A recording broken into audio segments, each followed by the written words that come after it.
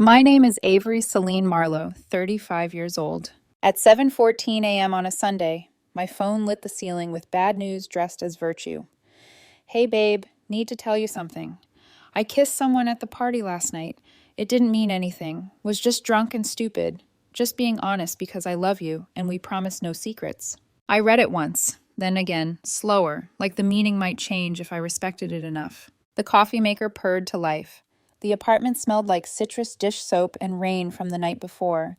For 2 years, this place had been our shared weather. His shoes by the door, my plants rescuing the windowsills, 2 toothbrushes that believed in themselves. We'd been together for 3, speaking in a future tense. Marriage, a dog, fall trips to Maple Country, the whole easy sketch. There's a particular tone people use when they weaponize honesty. It sounds like charity. Miles had perfected it. He'd come clean when he texted while driving and clipped a mailbox. But he was honest. He confessed when he drained our vacation fund into a designer spree. But he was honest.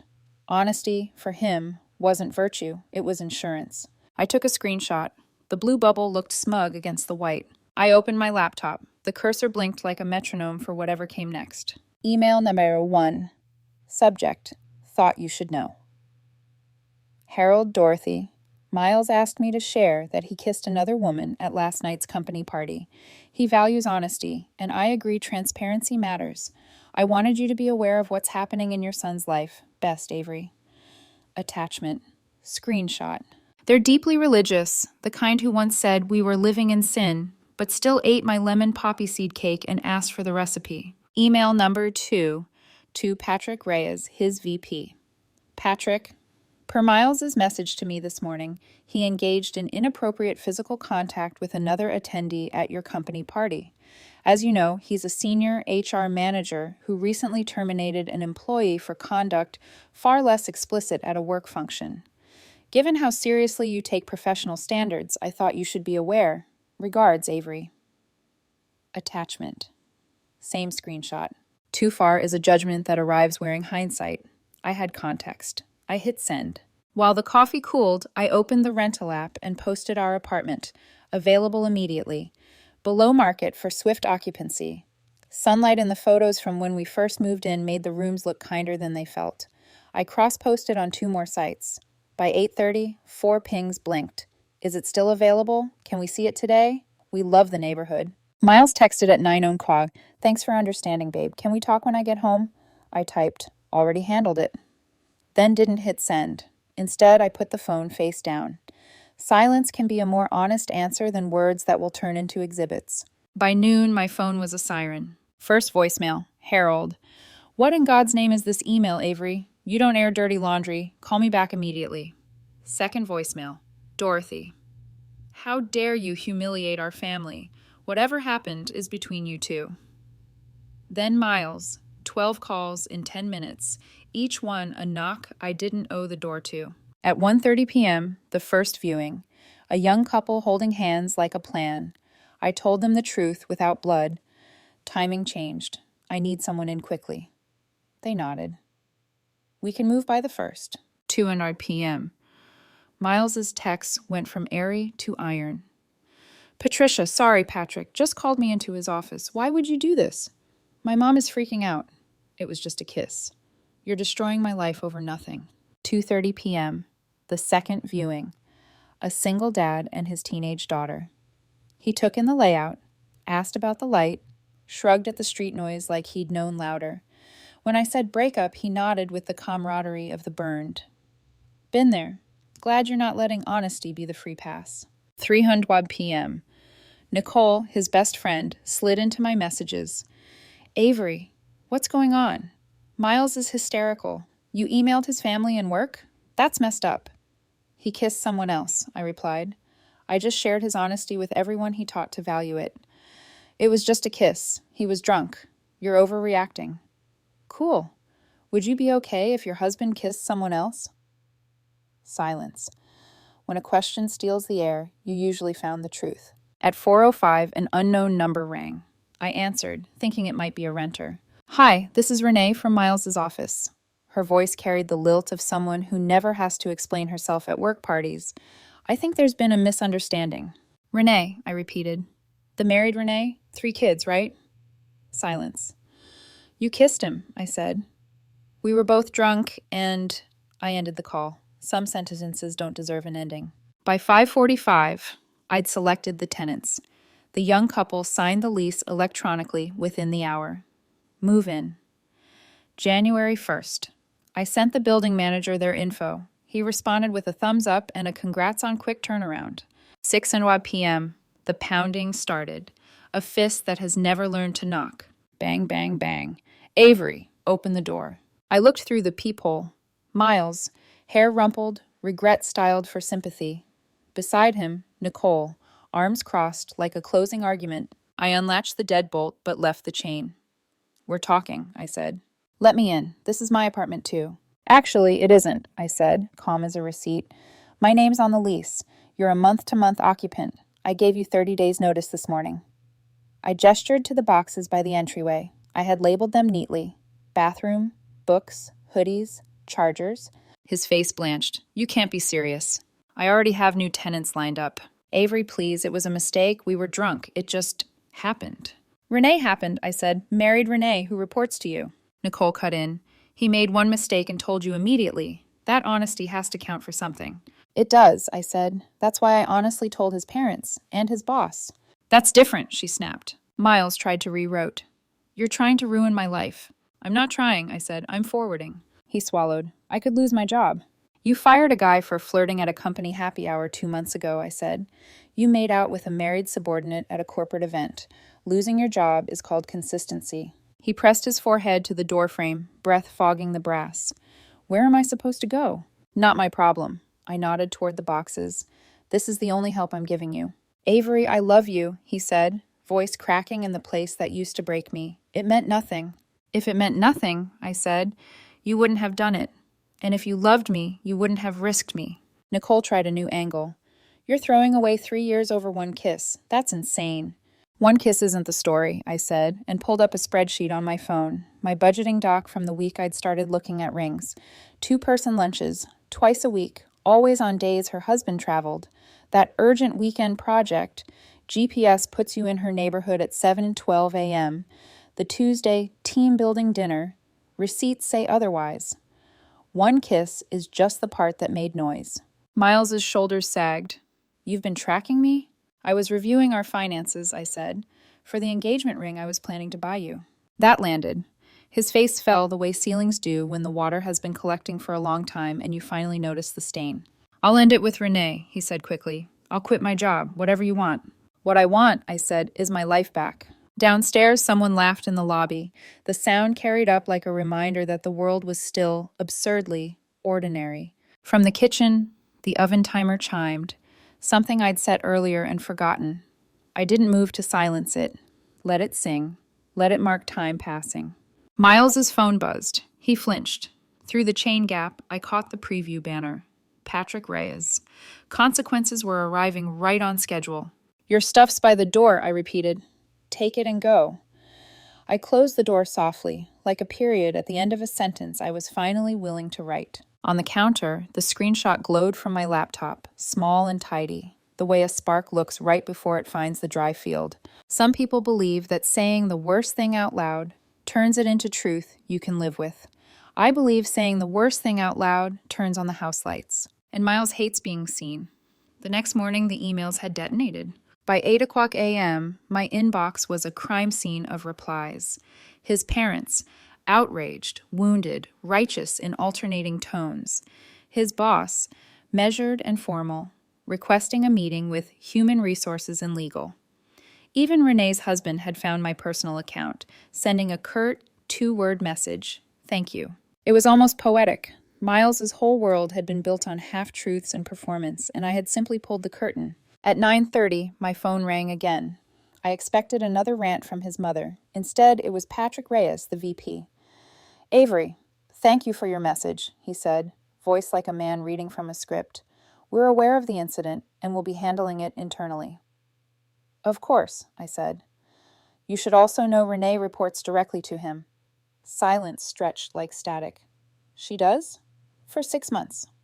I see. A pause. Appreciate the context. The line clicked dead. By noon, the company drama was spreading faster than guilt. A few coworkers texted me from unknown numbers, some shocked, some supportive, all gossip hungry. I ignored them, but the pounding on my door returned. Bang, bang, bang, Avery, please. It wasn't Miles this time, it was Renee. Through the peephole, she looked smaller than her Instagram persona. Hair messy, makeup streaked, wedding ring conspicuously absent. When I didn't answer, she spoke through the door. You don't understand, you've ruined everything. I kept my voice calm. You mean your marriage or your job? A choked breath.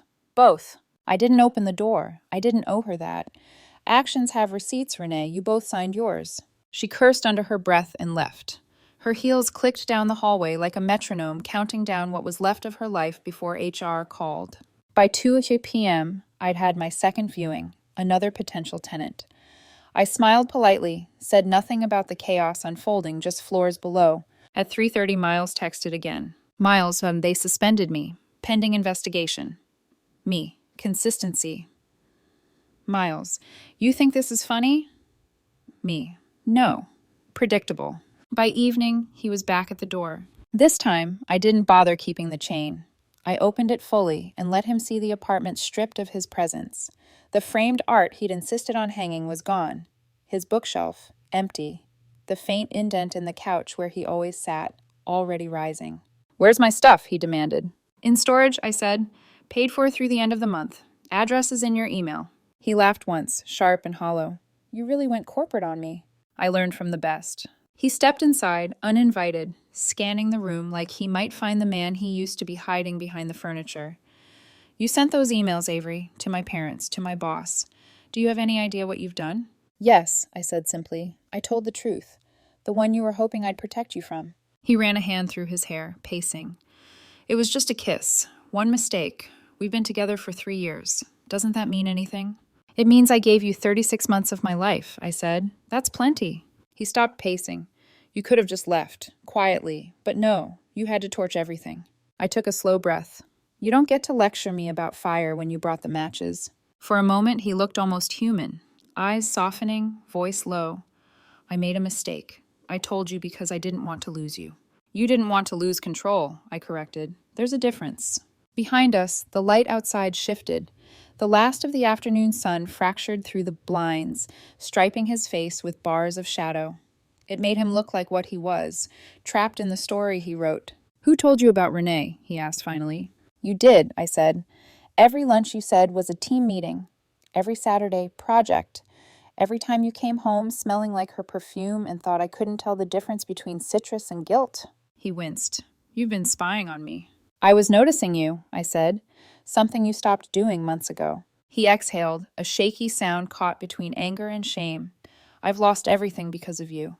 No, I said softly. You lost everything because you thought the truth made you bulletproof. The silence between us was thick enough to break. He looked at the floor, then back at me. I'm not a monster, Avery. I never said you were, I replied. Monsters don't apologize. Manipulators do. He turned toward the door, hand trembling on the knob. What happens now? You leave, I said, and you let me remember this apartment as a place where I finally stopped making excuses for someone else's choices. He hesitated, then nodded, just once. You'll regret this, he murmured. Maybe, I said, but at least I'll regret it on my own terms. He left without slamming the door. The quiet he left behind felt clean, like air after a storm. I didn't know it yet, but that peace wouldn't last. The next morning, an email from Patrick Reyes landed in my inbox. Avery, thank you for your honesty.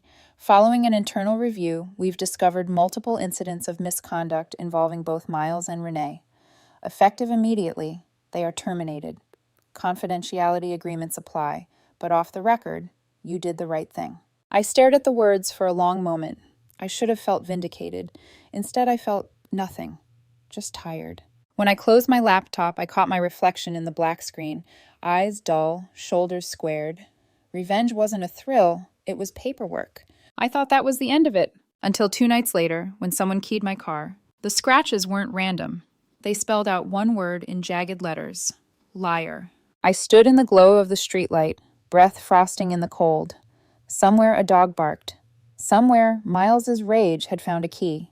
I took photos, sent them to the police, filed the report. The officer asked if I had suspects. Yes, I said, my ex-boyfriend. He wrote it down, slow, patient. They usually escalate before they stop, he said. Keep your doors locked. I was already locking them before he finished the sentence. Because I knew Miles, and I knew this wasn't over. I woke to the sound of my phone vibrating against the nightstand like a trapped insect. 6:12 a.m. A flood of notifications stacked on the lock screen. Tags, DMs, and a post from Miles that began with the phrase people use when they're rewriting history. I escaped an abusive relationship. He'd written a long, damp essay about control and weaponized humiliation. He said he'd confessed a harmless mistake and I had destroyed his life. No mention of Renee, no mention of married, no mention of subordinate. He attached a blurry selfie from months ago where I looked tired, his caption implying I'd always been cold. The comments rolled in with #sympathy. Old acquaintances who love to be early to a dog pile. A former classmate wrote, "Proud of you for speaking your truth." Nicole commented a string of hearts. I didn't reply. Not yet.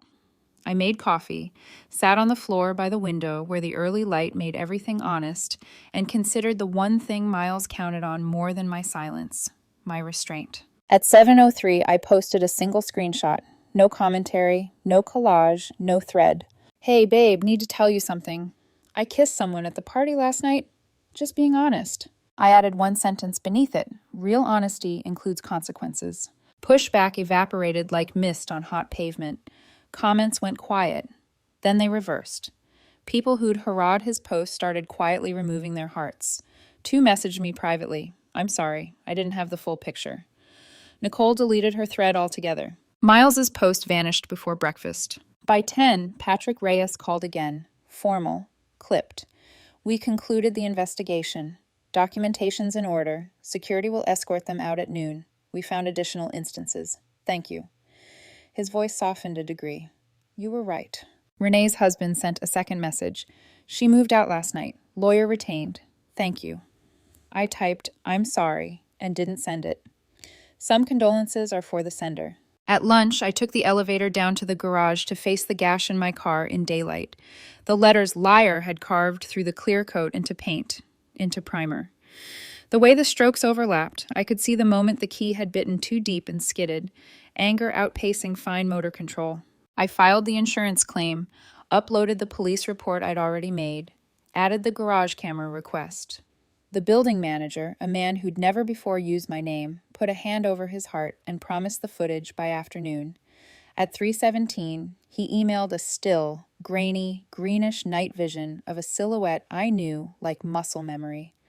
The way Miles rolled his left shoulder forward when he walked, the hoodie he wore to every winter run, the upturned collar he touched when he lied. I sent it to the detective with 2 words. That's him. The day felt long and thin. I ate crackers over the sink. I folded towels that didn't need folding. Evening slid in blue and cold. I decided to take the trash out, the long way around the block, because air sometimes feels like an argument you can win. In the alley behind the building, a man stepped out from shadow with a cigarette, and eyes rimmed red from the kind of night that rearranges your furniture. Renee's husband. We stared at each other, 2 satellites suddenly in the same orbit. You Avery? He asked, the smoke fraying his voice. Yes. He nodded once. I'm Nate. We stood there, the dumpster humming, a siren yelping 5 blocks away. He flicked the ash into a puddle where red and blue reflections shivered like fish. She said it was a kiss, he said, like he was trying on the words for size. Said honesty should count for something. I let out a breath that might have been a laugh. That's their favorite hymn. He studied me. Did you know before? He gestured vaguely. All this? I knew I was losing something, and no one would tell me what, I said. Then the worst thing told on itself. He nodded again, jaw working. Thanks for sending that to the company, he said. I don't know if it makes me a good person that I'm glad he got fired. It makes you a person who likes symmetry, I said. So do I. We didn't hug. We didn't exchange numbers. We just acknowledged the crater from different rims and walked away. At 11:42 p.m., a police cruiser idled outside my building, haloing the entry in a red-blue heartbeat. The officer, same kind eyes from 2 nights ago, stood at my door with paperwork. We served him, he said. Temporary protective order, court date next week. And Ms. Marlowe, he tipped his head toward the garage. We've got enough to proceed on the vandalism. What happens now? I asked. Now, he said, we do our job. You keep your doors locked. It should have sounded small. It sounded like a plan. Miles tried a new angle in the morning, contrition with teeth. Miles, please withdraw the report. This is getting out of hand. Me. It got out of hand when you brought your hand to someone else's face. Miles, you're vindictive. Me. I'm careful. Miles, I can fix this if you'll just... Me. Fix yourself. He switched to rage so fast the whiplash felt familiar. You ruined my career. Are you happy? I thought about the man last month who told me I was the best candidate, but they went a different direction. I thought about sitting on the couch with the laptop open to a Ring catalog, comparing cuts like I could art direct the future. I thought about the way I had stopped buying fresh flowers on Fridays because every vase in the apartment smelled like pretend. No, I typed. I'm free. By noon, a detective called to say they'd picked him up at his parents' house after reviewing the footage and matching the shoes, the hoodie, the timing to his car's license plate on the street cam at the corner. Harold screamed in the background. Dorothy cried. The detective's voice didn't change. The next day, a certified letter appeared under my door like a snake shedding its skin. Inside, an invoice from Harold and Dorothy for $1,850. Partial therapy costs for emotional trauma inflicted on our son. I laughed so hard I had to sit down. Then I opened my spreadsheet titled Receipts and generated my own invoice. $13,740. 3 years of half rent, utilities, and groceries I'd covered during Miles's career pivot, plus the deductible for the keyed car. I mailed it with a cheery sticky note. Real honesty includes math. Nicole texted to say I'd gone too far. I sent her the garage still of Miles with the key. She replied typing, for a full minute, then nothing. People love moral high ground until it gets slippery. HR sent me a bland confidentiality reminder that I filed into a folder called No Kidding. Insurance scheduled the body shop. The estimator, a woman with grease under her nails and a face like a saint who's over it, ran her palm over the gouges and whistled low. Someone wanted you to read it every day, she said. Good news. Primer took the insult. We'll make it disappear. That afternoon, red and blue lights bloomed again at the curb. I watched from the window as they guided Miles, hoodie up, hands visible, into the back seat. He looked up at my building like it owed him a line. I let the curtain fall. I thought the adrenaline would crest and drop, leaving me rattled and empty. Instead, what I felt was steadiness, not triumph, not fury, just the level floor you get after someone stops jumping on it. In the evening, the hallway was quiet enough to hear a neighbor's TV through the wall, some sitcom laughter track that used to irritate me. It sounded almost kind. I boiled pasta, ate standing up, and texted the new tenants a welcome list of the quirks I'd come to love. Mail that arrives after 5, the best light at 9 a.m., the way the upstairs neighbor waters plants too generously, and the window boxes cry a little, don't leave books on the sill. At midnight, I opened the Notes app and made 2 lists. What I owe, the body shop, court dates, the part of me that still wants to apologize when people raise their voices. What I don't, a soft landing for a man who used honesty like a do not resuscitate for empathy. The city thinned to its night bones. Somewhere a bus sighed. Somewhere Renee was learning to sleep without the fiction she'd built. Somewhere Harold drafted a longer invoice. Somewhere Dorothy glued the word forgiveness to the word obedience and called it maternal. I turned off the lights. The apartment held still. I could hear my own breath in the quiet, unspooled from his. Consequences don't need permission. They need oxygen and time. I had both. And in the dark, with the red-blue after-image still ghosting the edges of the blinds, a thought I hadn't let myself consider finally arrived, gentle and complete. I am not angry anymore. I am done. 3 weeks later, the air in my apartment smelled different, like new paint, fresh lemon oil, and finality. The dents in the wall where his bike had leaned were patched. The couch was moved to the other side of the room. Everything was quieter, lighter, as if the space itself had exhaled.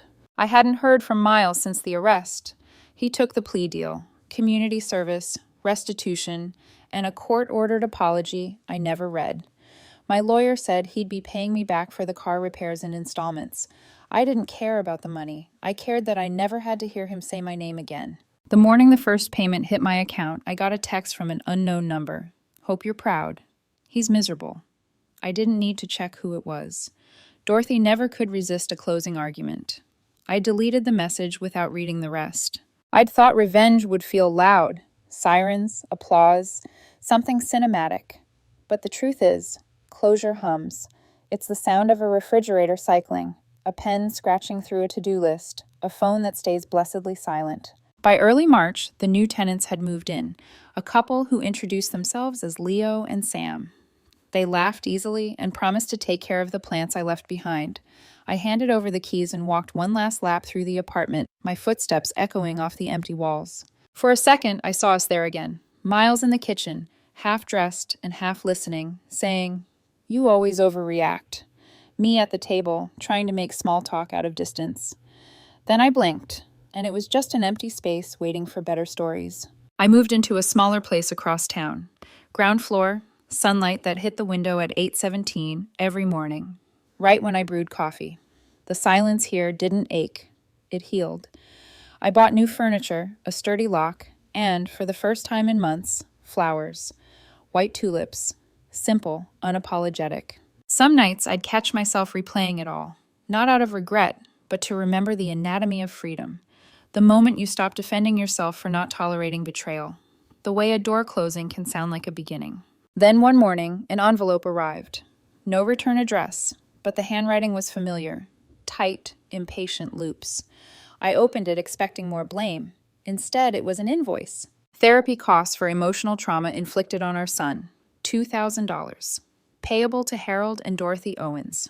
I laughed until I cried. Then I pulled up my own spreadsheet, the one labeled receipts, and printed my version. Unpaid half of rent, utilities, and groceries, 36 months, $14,000. Car vandalism deductible, $500. Time wasted, incalculable. I stapled a sticky note to the front. Real honesty includes math. Net balance, you owe me. I never heard from them again. Spring melted into something gentle. I started writing again. Small essays, pieces about cause and consequence, the illusion of good people making mistakes. They caught traction online. Strangers reached out saying they'd lived through their own Miles, their own Renee, their own "it was just a kiss." I didn't respond to most of them. I just hoped they kept walking forward. Then, one afternoon, an unexpected message came through Facebook Messenger. The name stopped me cold. Renee Dawson. No profile photo, just a short message. "He told me you ruined his life. Now I see you saved it. From me. I hope you're free." I stared at the screen for a long time. I didn't reply. I didn't have to. That night, I went for a walk along the river. The city lights rippled across the water, each one a tiny reflection of what could have been chaos but somehow looked beautiful at a distance. For the first time, I didn't think about Miles, or what he might be saying about me. I didn't rehearse old arguments or imagine better comebacks. I just stood there, breathing. Closure isn't a bang. It's a door you stop checking to see if it's locked. The next morning, I opened the blinds. The tulips I'd planted on my windowsill were blooming. Pure, white, stubborn things that reached for the light even after winter. My phone buzzed with a new text from an unfamiliar number. "Hey, it's Theo from the book club. Coffee this week?" I smiled, typed yes. And for once, the word didn't mean obligation. It meant choice. It's been 6 months now. The court case is closed, the debts paid, and the past filed neatly under lessons learned. Sometimes when people ask what happened, I tell them this. He taught me what honesty without accountability looks like. I taught him what consequences sound like when they finally arrive. And the truth is, there was never any revenge, just revelation. Because when someone breaks your trust and calls it honesty, you don't have to match their chaos. You just have to hold the door open, point to the curb, and make sure it closes behind them.